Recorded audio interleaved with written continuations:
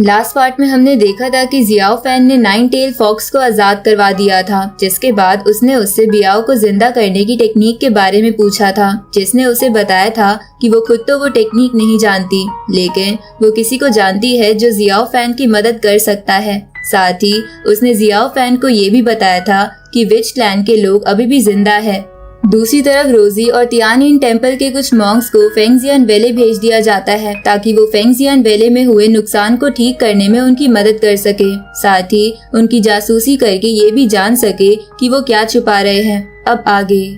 तो इस पार्ट की शुरुआत में रोजी फेंगजियान वैली पहुंच जाती है, जिसके बाद ली जुन उसे उसका कमरा दिखाता है। इधर जियाओ फैन और नाइन टेल फॉक्स एक विलेज में छुपे हुए थे, जहां नाइन टेल फॉक्स उस विलेज की ट्रेडिशन के अकॉर्डिंग कपड़े पहन लेती है और जियाओ फैन के साथ पूरा गांव घूमने लगती है, क्योंकि उसने बहुत समय से बाहर की दुनिया नहीं देखी थी। इधर यैन फेंगजियान वैली के लोगों से बचते हुए भाग रही थी, क्योंकि वो उसके पीछे लगे हुए थे। जहां भागते हुए कुछ फेंगजियान वैली के लोग उसके बहुत पास आ जाते हैं, जिन्हें झांसा देकर वो भागने की कोशिश करती है, लेकिन वहां पर रोजी आ जाती है और उसे पकड़ने की कोशिश करती है, पर यैन उसे धोखा देकर वहां से भाग जाती है। जिसके बाद रोजी, ली जुन और फेंगजियान वैली के कुछ लोग यैन की दिशा में ही आगे बढ़ने लगते हैं, जहां पीछा करते करते वो सब लोग उसी विलेज में पहुंच जाते हैं जिसमें जियाओ फैन और नाइन टेल फॉक्स छुपे हुए थे। इस तरफ हम रेगिस्तान में एक कबीले के बंदे को देखते हैं जो प्यास के कारण तड़प रहा था,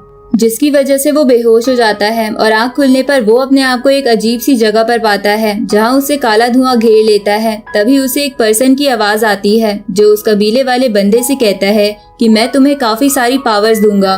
पर बदले में तुम्हें मेरा एक काम करना होगा। तो कबीले वाला इसके लिए मान जाता है। वो पर्सन और कोई नहीं बल्कि विच क्लैन का वही बंदा था जिसे हमने पिछले एपिसोड की एंडिंग में देखा था।